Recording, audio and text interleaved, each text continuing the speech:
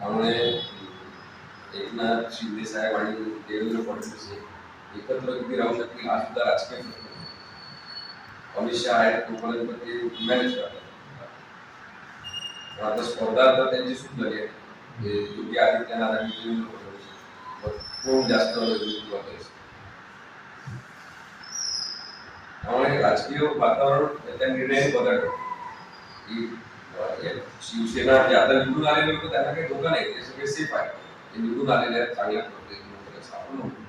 पण शिवसेनेचे ते नसणार आणि धनुष्यबाण चिन्ह त्यांच्याकडे नसणार, त्यांना नवीन पक्ष तयार करावा लागेल, स्थापन करावं लागेल, नवीन पक्ष चिन्ह डिस्क्वालिफाय नाही होणार.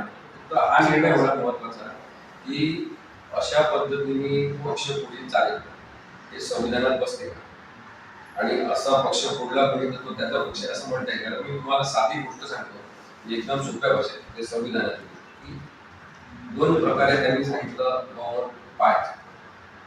एक पाहायचं की पक्ष संघटनेवर कोणाचा ताबा म्हणजे पॉलिटिकल पार्टी, आणि दुसरं पाहायचं की विधिमंडळ पक्ष म्हणजे लेजिस्लेटिव्ह पार्टीवर कोणाचा ताबा.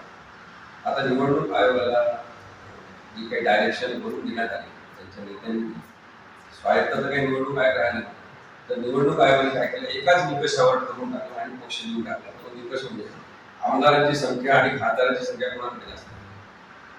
संविधानात काय म्हटलंय, आमदार आणि खासदारांच्या संख्येला बहुसंख्या आणि बहुमत असं म्हणू शकत नाही आपण, कारण की ती 5 वर्षासाठीची संख्या असते आणि ती अस्थायी स्वरूपाची संख्या आहे. त्याच्यामुळे ती मेजॉरिटी न करता पक्ष संघटनेचं ठरलं पाहिजे. म्हणून तुम्हाला आठवत असेल काही पत्रकारांना तर त्यावेळेस विनायक राऊत यांच्या घरातून साधारणतः अर्धा ट्रकभर एवढे पुरावे पक्ष संघटनेवर उद्धव साहेबांचीच कमांड आहे, ताबा आहे, हे दाखवण्यासाठीचे अर्धा ट्रकभर प्रतिज्ञापत्र निवडणूक आयोग सगळ्या जिल्ह्यातून महाराष्ट्रात. पण त्यांनी त्याचा विचारच केला नाही, म्हणून तो निर्णय चॅलेंज झाला.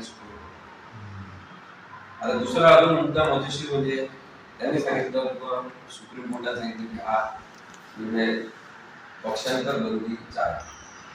तर पक्षांतर बंदीनुसार अपात्र पात्र हे राहुल नार्वेकर हे ठरवलं, कारण की हा शेड्यूल मध्ये सांगितलं. आता संविधानिक तरतूद असल्यामुळे राहुल नार्वेकर ठरवलं.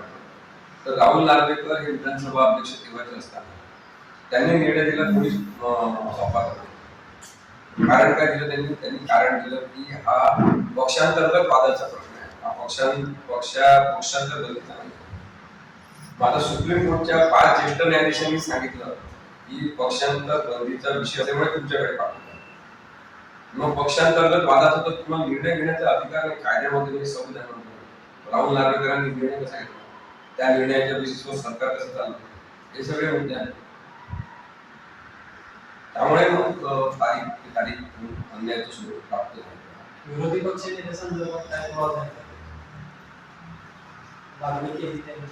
आता त्याच्यामध्ये कसं आहे की विरोधी पक्ष नेता असला पाहिजे, बॅलेन्स करायचं, त्याला संविधानिक महत्व आहे, अधिकार आहे, आणि ते संख्याशास्त्रानुसार केवळ पाहिलं तर मग आम्ही पाहिजे तेव्हा ठरवू बरोबर आहे.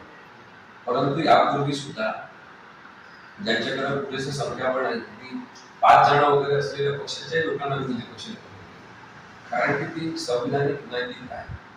आता जे संविधानिक अनैतिकतेच्या बेसिसवर निवडून आले ते बसले, त्यांना आपण तशी अपेक्षा करणं चुकीचं आहे. मी काही कोणत्या राजकीय पक्षाचं नाही, उद्धव साहेबांच्या पक्षाची बाजू मांडतो म्हणून मी काही बोलू शकतो. मी तुम्हाला सरळ सरळ कायदा आणि संविधान सांगतो.